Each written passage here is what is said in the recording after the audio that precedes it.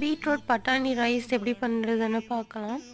பீட்ரூட்டை சின்ன சின்னதாக கட் பண்ணியிருக்கேன். வெங்காயம், தக்காளி, பச்சை மிளகா, இஞ்சி பூண்டு பேஸ்ட், தேங்காய் பால் எடுத்து வச்சுருக்கேன். குக்கரில் ஆயில் ஊற்றிட்டு மசாலா பொருட்கள் ஆட் பண்ணிக்கேன். வெங்காயம், இஞ்சி பூண்டு எல்லாத்தையும் வதக்குனதுக்கப்புறம் தக்காளி நல்லா மசிய வேக வச்சதுக்கப்புறம் பட்டாணி ஊற வச்சுருக்கேன். நைட் ஃபுல்லும் பட்டாணி, ஃப்ரெஷ் பட்டாணி கூட ஆட் பண்ணிக்கலாம். பட்டாணியும் பீட்ரூட்டும் நல்லா வதக்குனதுக்கப்புறம் மிளகாத்தூள் ஆட் பண்ணியிருக்கேன். நான் இன்றைக்கி நார்மல் ரைஸ் தான் ஆட் பண்ணியிருக்கேன். ஸ்கூல் போகிற பசங்களுக்கு இப்படி செஞ்சு கொடுங்க, நல்லா இருக்கும். அவங்களுக்கு ரொம்ப பிடிக்கும். வெஜிடபிளும் நம்ம கொடுத்த மாதிரியும் இருக்கும்.